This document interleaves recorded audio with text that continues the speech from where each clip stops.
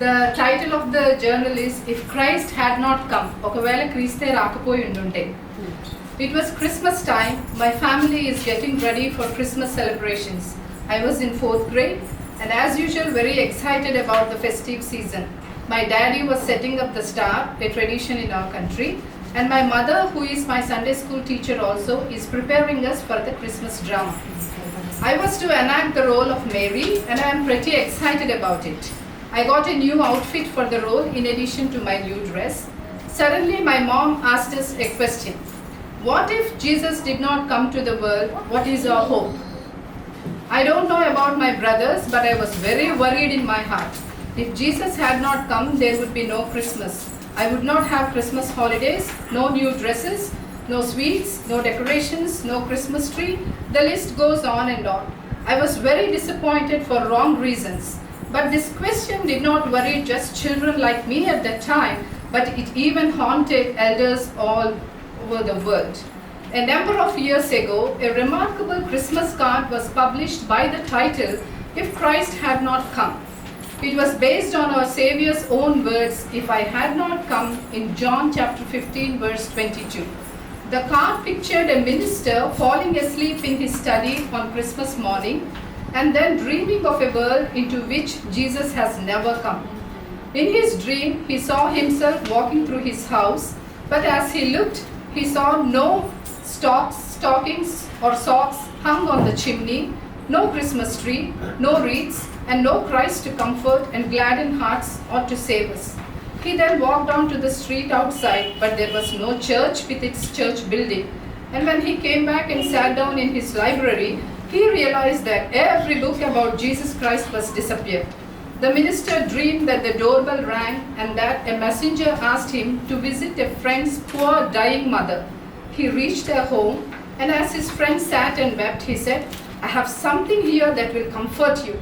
He opened his Bible to look for a familiar promise, but the Bible ended with Malachi. There was no gospel, no promise of hope, no salvation, and all he could do was bow his head and weep with his friend and his mother in bitter despair.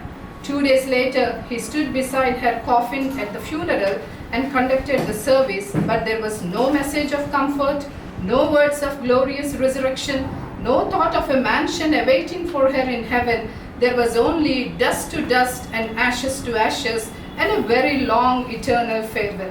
Finally, he realized that, oh boy, Christ had not come, and burst into tears, weeping bitterly in his sorrowful dream. Then suddenly he woke up from the dream, and a great shout of joy and praise burst from his lips because he heard the church choir singing, O come all ye faithful, joyful and triumph, O come to Bethlehem.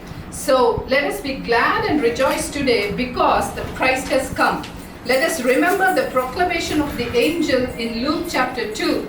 I bring you good news of great joy that will be for all people. Today in the town of David, a Savior has been born to you. He is Christ the Lord. But I believe that this time is not just a time of celebration of Lord's first coming, but this should be a time of anticipation for the Lord's imminent second coming. The events that have occurred in the recent past, like the end times, be it the persecution of Christians in North India, or the terrorist attacks in Middle East, or the suicide bombers in Pakistan, or the epidemics in Africa, or the riots in Greece, or the economic recession in USA and our country which we are experiencing, directly indicate tough times ahead for us and the Lord's return. But believe me, the Lord's return is not going to be the same as quoted by a famous poet. The first time he came gently on a starlit night in a silent hush with no fanfare. But when he comes second time, the earth will shake, the stars will fall as the trumpets of heaven announce his presence. The first time he came, he was ignored and scorned, despised and rejected and tortured.